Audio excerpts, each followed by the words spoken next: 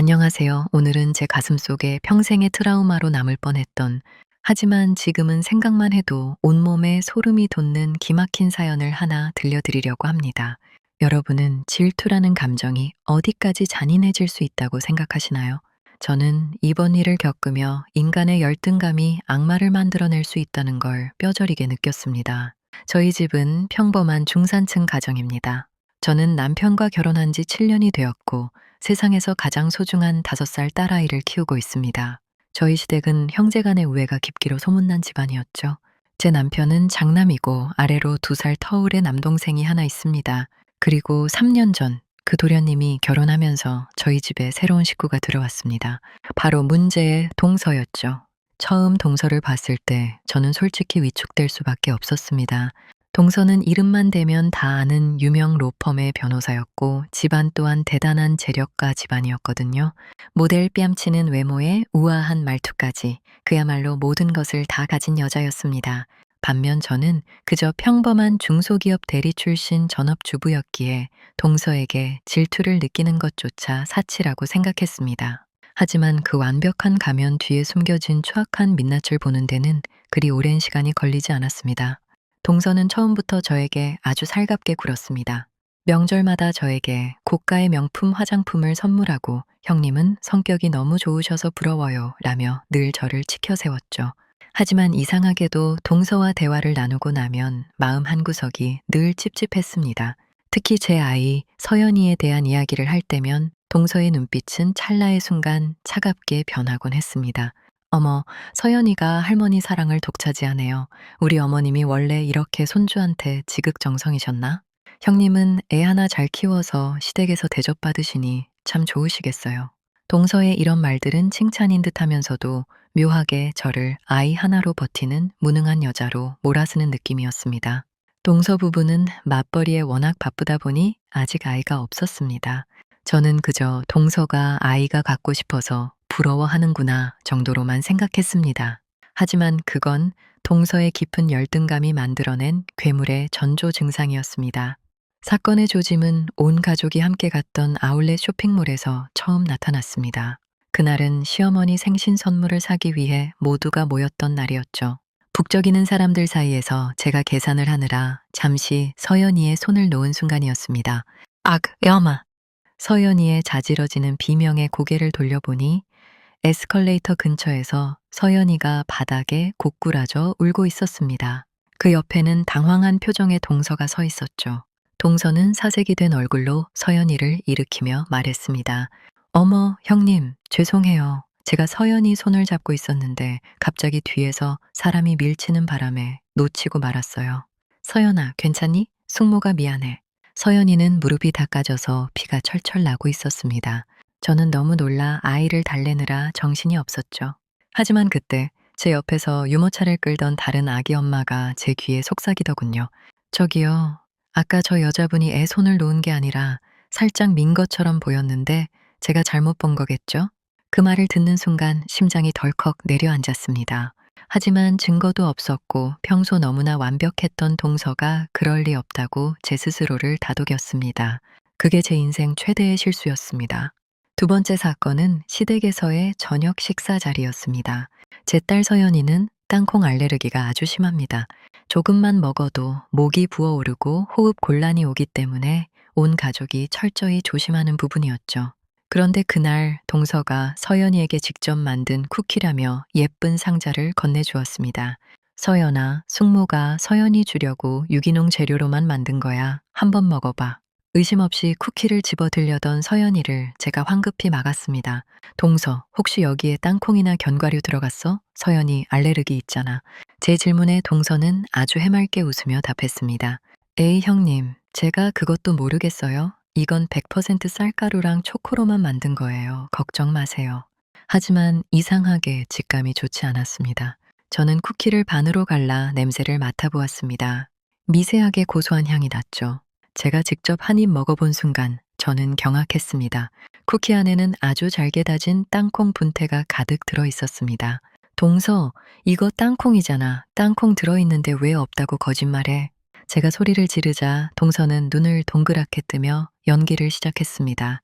네, 어머, 세상에, 제가 산 초코칩에 땅콩이 섞여 있었나 봐요. 형님, 저 정말 몰랐어요. 세상에, 제가 서연이를 해치려고 했겠어요? 동서는 그 자리에서 눈물을 뚝뚝 흘리며 시어머니 앞에 무릎을 꿇었습니다. 시어머니는 동서가 일부러 그랬겠냐, 몰라서 그런 거지, 라며 오히려 화를 내는 저를 나무라셨습니다.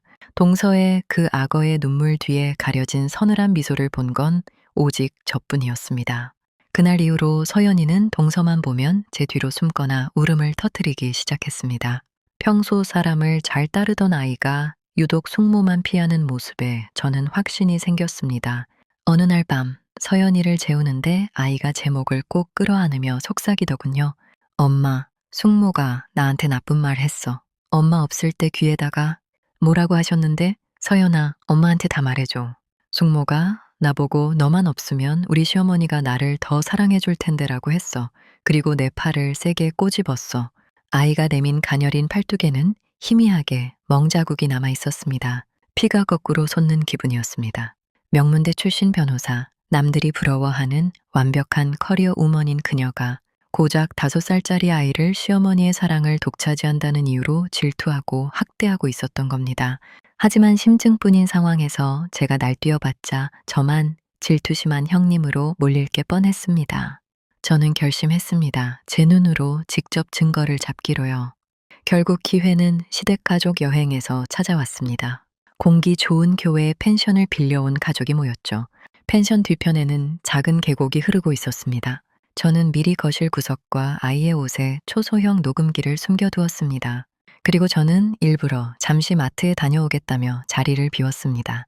남편과 도련님은 낚시를 하러 갔고 시어머니는 낮잠을 주무시는 동서와 서연이만 남은 완벽한 함정이었습니다. 1시간 뒤 마트에서 돌아오는 척하며 펜션 근처에 숨어 녹음기 앱을 켰습니다. 실시간으로 들려오는 동서의 목소리는 제가 알던 우아한 목소리가 아니었습니다. 야, 너 왜 자꾸 내 눈앞에서 알랑방귀를 뀌어? 네 엄마 닮아서 여우짓 하는 거니? 너만 없으면 이 집안의 주인공은 나야. 내가 돈을 얼마나 쓰고 얼굴을 얼마나 세워주는데 왜 다들 너만 찾냐고. 뒤이어 서연이의 울먹이는 소리가 들렸고 곧이어 펜션 뒤편 계곡 쪽으로 아이를 끌고 가는 듯한 거친 숨소리가 들렸습니다. 여기 물 깊지?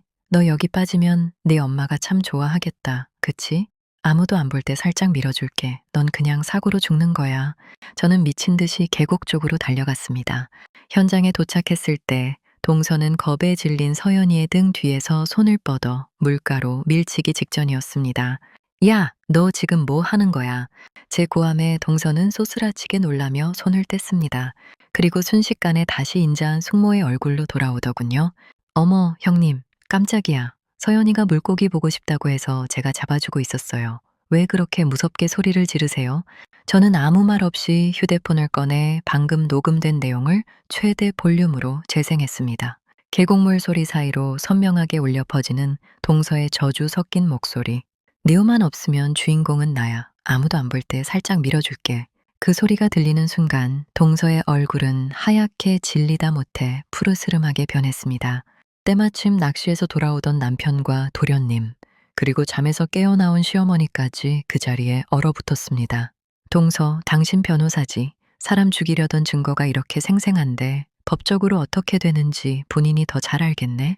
도련님은 믿었던 아내의 소름 끼치는 실체에 그 자리에서 구토를 하며 주저앉았습니다. 시어머니는 네가 어떻게 우리 서연이한테 라며 동서의 뺨을 세게 후려치셨습니다.